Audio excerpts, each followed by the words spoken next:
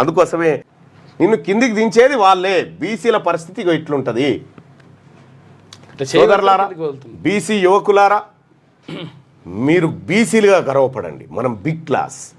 ఇలా తెలంగాణ రాష్ట్రంలో మొదలైన బీసీ యుద్ధం, ఈ యుద్ధం విజయ లక్ష్యాన్ని ముద్దాడాల్సిందే.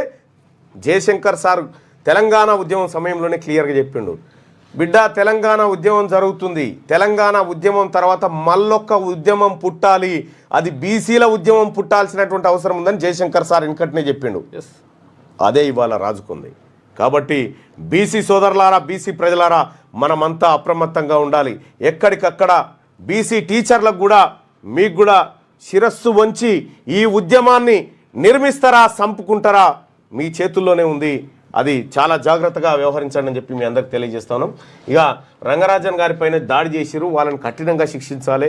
ఎట్టి పరిస్థితుల్లో ఆయన ఎంత మంచి మనిషి అంటే, ఆయన